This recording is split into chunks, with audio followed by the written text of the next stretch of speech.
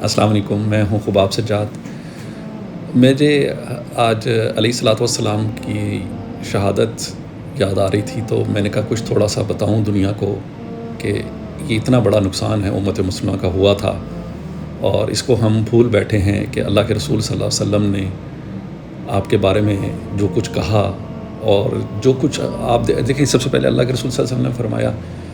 کہ میں علم کا شہر ہوں اور علی اس کا دروازہ ہے، اور دروازہ جو ہوتا ہے نا، وہی سب کچھ ہوتا ہے۔ اگر دروازے سے اندر جائیں گے تو باقی آسائشیں ملیں گی، ورنہ آپ کو نہیں ملیں گی۔ اس کا مطلب ہے کہ کسی کو دین چاہیے، کسی کو دنیا چاہیے، جنت چاہیے، اس کو علی کے دروازے سے گزرنا پڑے گا، علی سے محبت کرنی پڑے گی، علیہ السلام سے۔ اس پہ اتنا بولا جا سکتا ہے کہ دنیا بول رہی ہے، سب کچھ ہے، لیکن میں صرف اپنے جذبات کے طور پہ میں یہ کہنا چاہ رہا ہوں کہ ہمارے گھروں میں ہم لوگ تفرقوں میں پڑھ کے نیاز نہیں دلاتے۔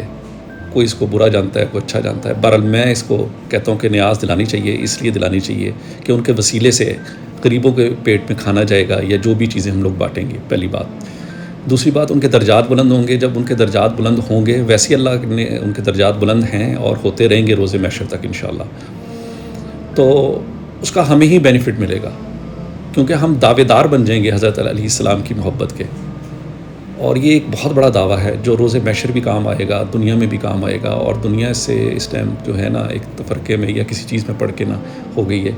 تو میری آپ سے ریکویسٹ یہ ہے کہ آپ لوگ کوئی نہ کوئی چیز گھر میں ختم دلائیں، ختم اللہ کا، اور کچھ پڑھ کے ان کی روح کو لیے سالہ ثواب کریں، کھانا بانٹیں، اور ان میں شامل ہو جائیں جو علی سے محبت کرنے والے ہیں، علیہ السلام سے۔ دیکھیں، سب سے بڑی ایک ہی بات یاد رکھیں کہ اللہ کے رسول نے فرمایا کہ میں آج جنگ خیبر کا جب علم دینا تھا، اس کو دوں گا یہ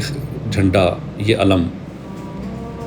جس کو اللہ سے محبت ہے، رسول سے محبت ہے۔ پھر دوسری دفعہ فرمایا اللہ کو بھی اس سے محبت ہے اور رسول کو بھی اس سے محبت ہے۔ اب اس سے بڑی کیا دلیل ہوگی علیہ السلام کے لیے؟ تو علم آپ کو پتہ اس ٹائم پہ علیہ السلام کی کیا کہتے ہیں، طبیعت بھی خراب تھیں، آنکھیں بھی خراب تھیں، لیکن اس کے باوجود اللہ نبی کرم صلی اللہ علیہ وسلم نے اپنے تھوک مبارک سے ان کی چشم بینا کو تیز کیا، اور ان کو وہ طاقت ملی اللہ کے فضل سے، تو انہوں نے خیبر کو فتح کیا۔ اور بس اس ٹائم پہ جو بھی ہے، جو جس کو جتنا میسر ہے، فاتحہ پڑھ کے کرے، اور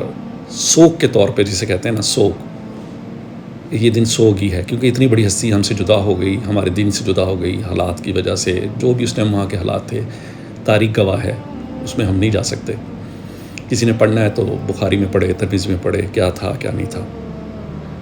تو میری صرف آپ لوگوں سے یہ ریکویسٹ ہے کہ جتنا درود پاک پڑھ سکتے ہیں اہل بیت کے لیے پڑھیں، اور جو بھی صدقہ کر سکتے ہیں پلیز کریں، اور علی کو یاد کریں۔ السلام علیکم، اللہ حافظ۔